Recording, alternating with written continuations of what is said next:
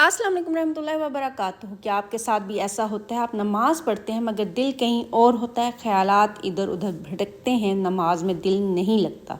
तो मैं आज आपको एक ऐसा राज बताऊंगी जो आपकी नमाज को बदल देगा। हमारा नमाज में दिल इसलिए नहीं लगता कि हमारा दिल सख्त हो चुके, हमने अपने दिलों को सख्त कर लिए, इसलिए हमारा नमाज में दिल नहीं लगता, हमें नमाज में सुकून नहीं मिलता, हमें इबादत में सुकून नहीं मिलता।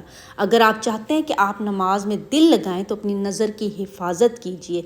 नज़र की हिफाजत हम नहीं करते जिसकी वजह से हमारा दिल सख्त हो जाता है, हमारी आंखें गुनाहों में मुब्तला रहती हैं जिसकी वजह से हमारा दिल सख्त होता है।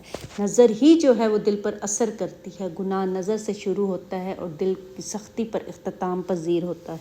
याद रखें, नज़र की ताकत दिल की ताकत है, इसे ज़ाया ना करें, अपनी निगाह को पाक रखें। अगर आप नमाज में खुशू चाहते हैं तो पहले अपनी नज़र को काबू में रखें। हमारी जो नज़र देखती है वो हमारे दिल पर असर करती है। अपने दिल की हिफाजत कीजिए ताकि आपका नमाज में दिल लगे। जज़ाकल्लाह खैर।